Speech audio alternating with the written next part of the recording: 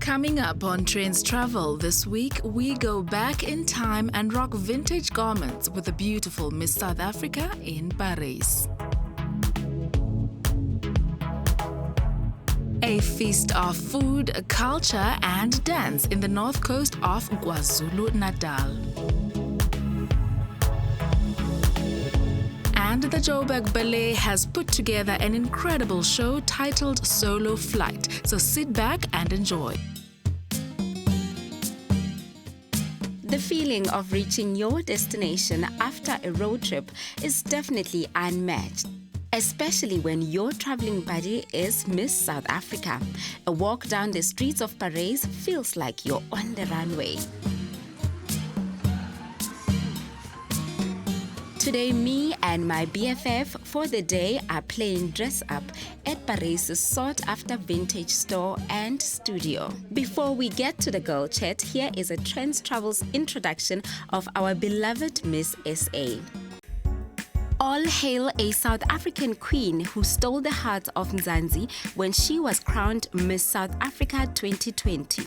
Shudu Musida has added so many great achievements under her already impressive resume. Shudu has recently obtained a BA Honours in International Relations. And in the same year, she added author to her list. Shudu finds her magic is set to hit the bookstores and digital platforms sometime this year. Thank you so much for having me. The book is about my life story. It's a story of hope. It's a story that tells the power of friendship. I was bullied for many years in my life, but somehow I managed to overcome through the power of friendship, the power of just seeking help. And I want people to know that it's okay to not be okay. It's okay to sometimes feel like we need help. It's okay to have people in your life, because sometimes when you're being bullied, you always feel like you need to hold back and just stay in your little corner, but you don't have to do that. Life is beautiful outside of that little corner, and it's okay to seek help. And it's a story of mental health, teaching children from ages 4 to 12, not just them, but like everyone, about mental health, especially from a young age. That's beautiful. So when you applied for Miss SA, did you have a list of things that you would love to achieve during that reign? And if you did, what were those things that you're willing to share with us? In all honesty, when I entered Miss SA, I never thought of myself as someone that could ever get this far, because the last thing that I said was, what do I have to lose, before I sent in my video. But what I wanted to do throughout the process, even without the crown, was to do work that I'm very passionate about, which is being leading a life of service. I've always wanted to be of service, to help the community, to change the world, even with the little bit that I do. Like, I've always just wanted to be a humanitarian, a philanthropist, and a woman that shows that anything is possible, that you can do it all if you put your mind to it. And having to be, say, for the year 2020, that was a very unique year for every one of us. How would you say the year itself and the events around it, of course, the pandemic, the lockdowns, kind of, what did it do to you as a person, firstly, and for you as Miss SA? For me as a person, it made me want to work harder. It made me want to achieve more things, because when we were hit by the pandemic in March last year, I remember I was studying, so I had to move from going to class to staying at home and trying to make sure that I still achieve the marks that I want to get, or achieve the results that I want to get. So for me, it was just a year of improvising, yes, but also just working harder. And same applied with Miss SA. It was not improvising per se, but it was more like adapting to the situation, where Mindful Mondays came about due to COVID, you know. We can't really go out and speak to people, but we can reach them through their phones.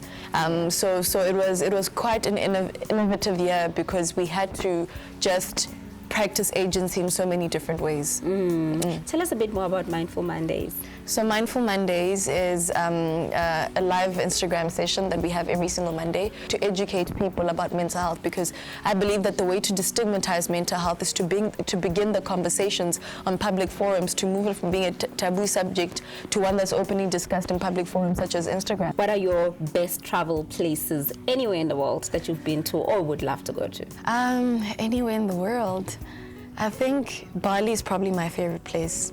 It's a place of so much peace and tranquility and so much love and respect. I've always wanted to go to New York. Yeah. I've always wanted to go to New York. Okay. Yeah. Are you planning to go anytime soon? Oh, maybe. My best places, my favorite place in SA has to be Cape Town. The energy there is just different, and I've always loved the ocean because when I look out at the ocean, it just shows me the endless possibility that life could be. Oh. For a chance to travel back in time to the most glamorous periods, all we had to do was to dress up and pose like the women of those eras. It's a wonderful space to be in. That's the platform that I've created for people to come and play and come and to have a lot of fun while they dress up and get into a different character. Today we did Gatsby. We started with Gatsby and then we did Victorian, and then we just did a mixture of some incredibly ancient lace that I sourced. And that didn't really fall into a particular genre, but that was like my kind of enchanted look that I envisioned for her. She's incredibly comfortable to work with, so she's so professional and amazing. I could take another 500 photographs of her. The studio really is a place where you can be anyone you've always wanted to be. The year was 1930, and this rich, wealthy, and very good-looking woman was walking the streets of Paris. Or did I also mention that she owned a vintage store? Look at this, darling.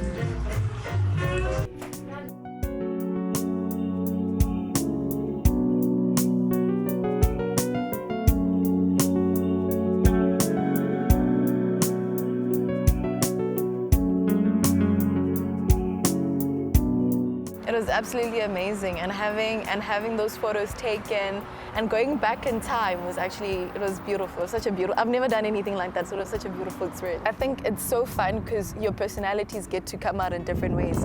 I mean, when I wore the green dress with the shawl, it was quite amazing because you just feel fabulous all the time. Yeah. It was so beautiful. So, if you had to go back to a period, like a specific period in time, now that we have gone through it in the studio, which one would you go to? I think the Victorian era. I love the corsets and everything. I'm all a Gatsby girl, so I would definitely go back to the 1930s because they were so glitz and glamorous and very shiny. Yeah. All right, thank you so much once again. Let's take a stroll downtown. Thank you so much. Let's go.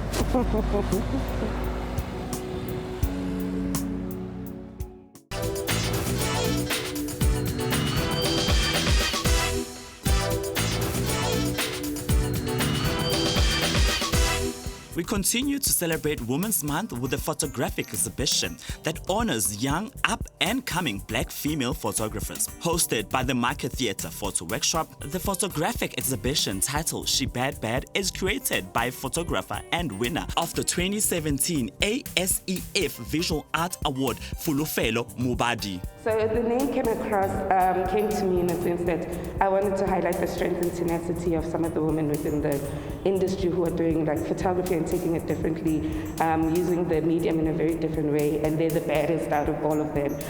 So that's how the title came across, just to highlight just how bad some of these women are, and bad as in a good thing. Among the visual artists that are showcasing at the Market Square Gallery is Fezeka Mupete, a visual photographic artist at the top of the list. The kind of work I do self-portraiture, is actually what inspires my work is my life experiences. So I would say I inspire myself more than any other photographers. So the body of work I'm showcasing is titled Ubuhle Wami, and I speak about my insecurities and colorism phase I've overcome when I was still a teenager. Because I grew up, I I won't say I was the only dark-skinned one, but most of my friends were light-skinned. So I'll be told, Uguti, you're beautiful, but if you were light-skinned, so all of that. So that created a lot of like insecurities. And yeah, I speak about how I overcome them as a teenager. These are the works by Mandisa Buthelezi. She's a documentary photographer and has been following a lot of pilgrimages around the country.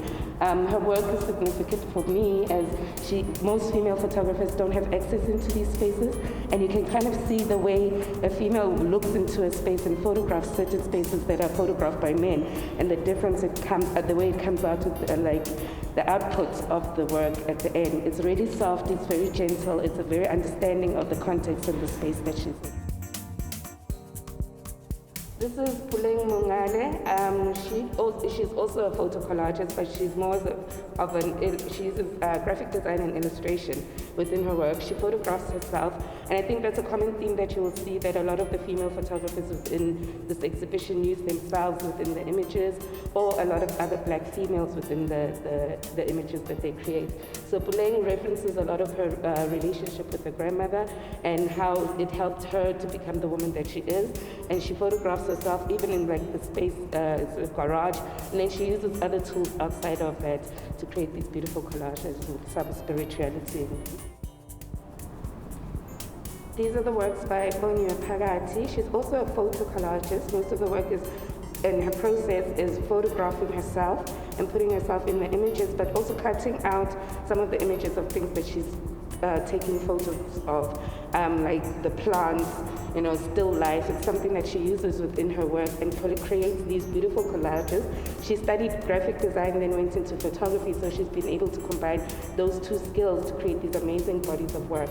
If you can see within the exhibition, there's a constant theme of religion and how these women have decided to use it because of how they grew up and how their mothers raised them and their grandmothers, and there's a lot of themes that work within that and make sense that combine and put this whole exhibition together. The exhibition will assist the photographers by exposing their talent.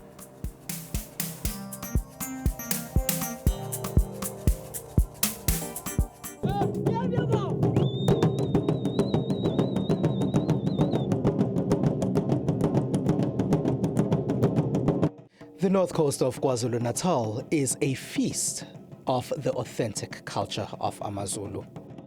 You can't come to the lands of the Zulu without experiencing some Zulu culture, food and dance. I've come to eGuguini to see it all. As I enter this traditional Zulu home, the greeting comes in the form of these praise songs of Zulu King Ejwayo. The local municipality here is named after him. The traditional Zulu homestead will have a kraal in the middle, and it will have rondavels or huts surrounding the kraal. Part of the important features that are usually there, it's the house that is defined as Indlu Kagogo, where everything happens. It's our parliament, it's where we talk about everything, it's where we talk about even our ancestors.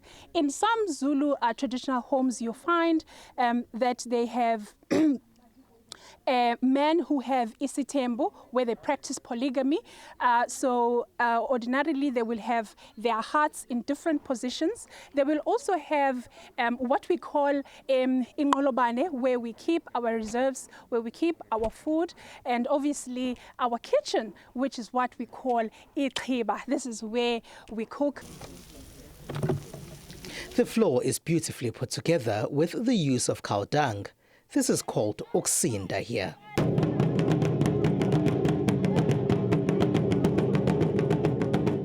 When you come to Mhlatuze on the north coast of KwaZulu-Natal, you can bet that your holiday is going to be mostly outdoors. You can start here at Tula Tula, where you can see elephants that were rehabilitated over here. The elephants arrived here first in 1999. It was a rogue herd from the Kruger Park area, and they were going to kill them because they were problem elephants, so we accepted them. And today they turned from the regional 7 to 28. During that period, the elephant escaped into the village, and it took 2 or 3 days to get the elephant back with helicopters, everything. And then he put the elephants in the boma and he actually talked to them and said, guys, you know, if you escape again, they're going to kill you. So please don't do this. So he actually put a little tent up there and he slept with the animals. And he said one day, again, he was standing at the fence and Nana, the matriarch, one of the older female elephants who was in charge of the group, she went and came to the fence and actually touched him with her trunk. And he said at that moment everything changed and they became calm. And today, yes, we're famous for elephants. There's 2 books, The Elephant Whisperer and also An Elephant in My Kitchen. Those that come to Tula Tula feel the experience with the elephants is spectacular. I really enjoyed it because one of my favorite wild animals is an elephant and I got to see it. Then it's off to hiking in Entseleni. When you're hiking in Entseleni, you will pass some wild animals like the zebras behind me. Entseleni is a small reserve. It's got 2 walking trails. We have a picnic site. In our river, there are hippos and crocodiles. And we also got red acres, a couple of small antelopes that we've got here. As a person who have just recently took an interest in sports and hiking, I enjoyed hiking right here at Entseleni Nature Reserve. We took a 4.8 kilometer hiking. Umhlathuze also has the splendor of the Indian Ocean in Richards Bay. I'm told that on a good day one is likely going to see dolphins if they go out at sea here in Richards Bay. But unfortunately for us, it's not that kind of day. But we did see some locals going on about their business on their small boats, the lives of the people on the coast. We have our Elkinstrand Beach, where we have a place for dolphin watching. We have surfers, we have our yacht clubs, we have our ski clubs. We do the whale watching where we show people the marine life into the sea because of that migration of humpback whales, the sea turtles. The lands of Umhlathuze are a splendid showcase of the cultures of AmaZulu and the beauty of this place.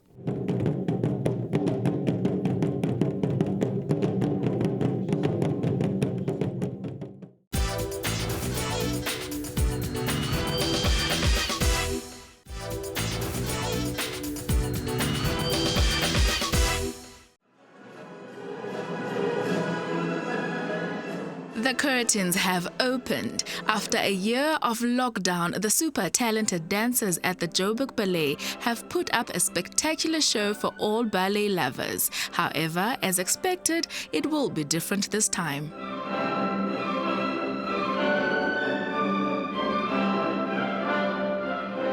When an audience member comes into the theatre, they just expect to see these big group numbers and big pas de deux where people are close and in contact with one another. And we've had to go back to the drawing board and think we can't have any group numbers because we've got to keep socially distanced. We can't have any intimate pas de deux because we can't be close to one another. So everything that we are about, we had to re-look at and strategically come up with a whole new program on what we could present to our audiences, taking into consideration all the limitations COVID was putting on us. How has the long break affected the dancers?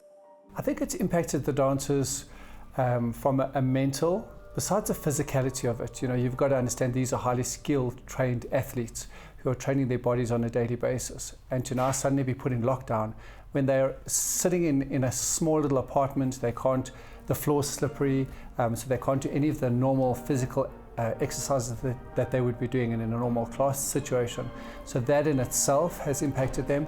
And I think just mentally, you know, they want to perform, they want to get out. That's what they're trained to do on a daily basis, to get out and perform for an audience. And that's been taken away from them. So I think they're feeling very frustrated with the whole situation. But, you know, from Joburg Ballet's perspective, they are professionals and they've come back fighting strong, and they are amazing artists who are just wanting to get up and do what they do best, and that's perform for our audiences. I'm very fortunate that I've got some couples that are in their little bubbles because they live together. So then that's how they got cast. Okay, you're living together, so we will create this pas de deux that you can do so that we can avoid any issues with COVID. And then creating solos for dancers that are slowly coming back into their peak condition, which has been quite quite trying because, you know, you think the training hasn't been really that active for over a year now. So we are expecting them to get up and do variation solos that take a long time to prepare for, and I think they're doing an amazing job. Wardrobe stylist and costume designer Yolanda Roos was only too excited to get back to work. So what does it take to make these costumes? They have to move. The whole thing is no matter what you do, your costume needs to sit where it sits, and it has to have the maximum amount of movement. So all your sleeves and every pattern piece that goes into an actual ballet costume must be cut specially with extra fabric, so you can lift your arms and lift your legs without your costume going anywhere. So it sits where it sits. This is our tunic. This is from Giselle. This is Albrecht's tunic. So he would be wearing this with a dark grey tight and the matching shoes. So what I'm busy doing here is I'm moving the little hooks so they fit nice and snugly on the dancer that will be wearing it. Okay, and yeah, I brought you a headdress. This headdress basically goes on the head and then it gets stitched or stuck in there with little pins so that even when you dance and twirl, they do not move. So these are also very, very beautiful. And some of these costumes are very, very old. We've got costumes in our wardrobe from 45 years ago that we still use. Principal ballet dancer Pedro talks makeup and his character in the solo flight. I play one of the ugly stepsisters, which is originally from the ballet Cinderella of our artistic director, Ian McDonald, who choreographed it. So I play one of the ugly stepsisters, and I'm the pink sister, which is the very ditzy and shy sister. At school, obviously, my ballet teacher, when I was much younger, used to do my makeup for me, but as one gets older, my teacher started teaching us how to do stage makeup, and then when I joined the ballet company, we obviously get to learn how to do like character makeup, which is what I'm doing now. And you also just learn a lot from the older dancers that has been in the industry for a very long time and has more experience than you. And then there's obviously like the modern child, YouTube, that you go on YouTube and Instagram and, you know, learn some tricks there. I would say head on to the Joburg Theatre for tickets, but unfortunately the show was highly anticipated and sold out within minutes. Look out for the next one because it will be marvelous to see.